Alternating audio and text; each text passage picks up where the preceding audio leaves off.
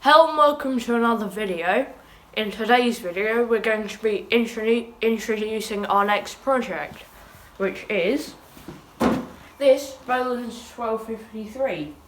Now the Bolens 1253s were built for 1 year, which was 1970, and then the year after they were replaced with the next model, which was the Bolens 1254.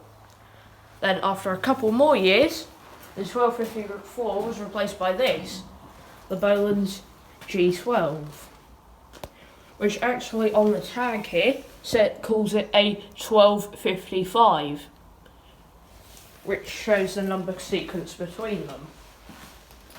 Now the similarities between the 1253 and the G12 is that the 1253 has a Tecumseh engine, which these had the Tecumseh engines, then the ones after it, the 1254s, went to a Wisconsin engine, and then they went back to the Tecumseh engines for the newer tractors.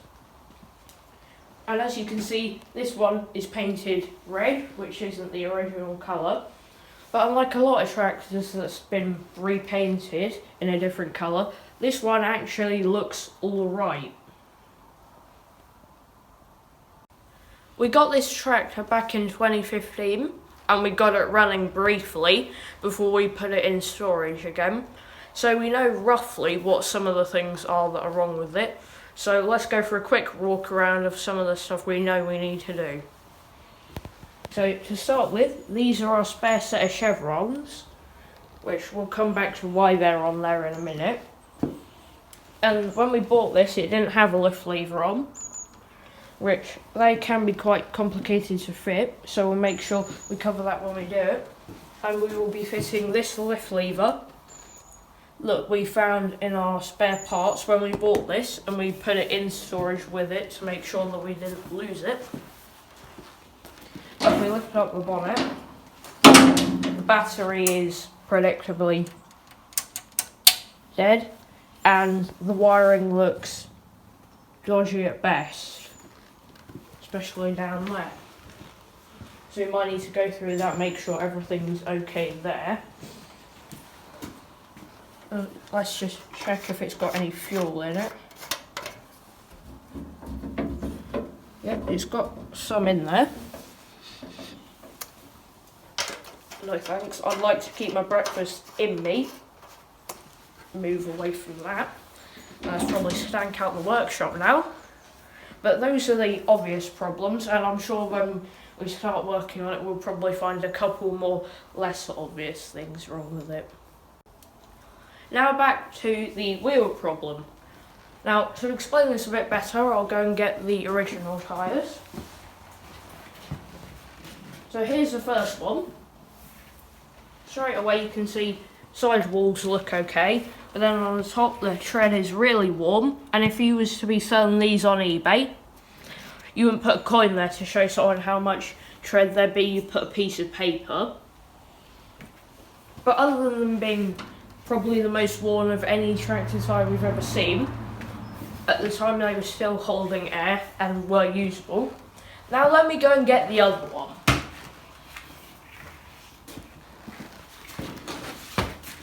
Now here you see the problem. So on a warm summer's evening, we were just in the house and we heard a very loud bang, which after some investigation, luckily it was only a tyre going bang, which we thought it was the climate here in the UK wasn't warm enough to actually pop a tyre like this, but I'm guessing it's mainly due to the amount of wear that this tyre set has had. Now, unluckily, it's now the time that's come to deal with this. Now, for the front wheels, so I'm going to put some brand new, I think you pronounce it as Trelleborg. Not sure, I do French at school, not German. But brand new Trelleborg tyres on the front, which do look quite nice on there. Then we had a look through our wheel store, and we found, quite luckily, we found a pair of the right size for the back Trelleborg tyres, which you can see they have a considerable amount of tread left on there.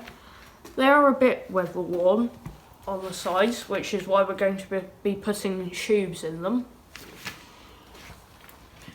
But then the problem is that you can see on this one, the rim with the valve hole is rusted through. And if you think that's bad, yeah, I don't even think I need to comment on this rim. So at this point we had found 2 good tyres, but no rims. And we remembered that the rims from the original were actually in quite good condition. So what we're going to do is we're going to take the old tyres off the original rims, get rid of those, and then take these good tyres off of these had-it rims and put the good tyres onto the original rims. Now we've just spotted a couple of additional things. First one is we just took wire off the spark plug and we thought that didn't look right, so we fished the old spark plug out of the bin that was from the G12 when we replaced that in a previous video. You can see they are completely different, so we need to get a new spark plug for that. And we were just looking down here and we noticed the tractor doesn't have a PTO on it. So we'll have a look around for a double belt PTO, because on this tractor they had dual belts on the PTO, unlike the G12 which only had a single belt PTO, as you can see here. However, obviously we'll need to order in the tubes for the tyres and the spark plug, and we'll need to have a look around for a PTO, and if we can find one we'll need to buy some PTO belts as well. So obviously ordering stuff takes time, so that's it for this video.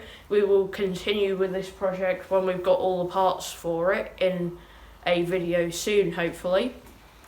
So I hope you've enjoyed and I'll see you in the next one. Bye!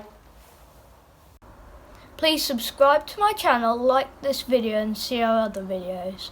More to follow as we do more on this tractor. Bye!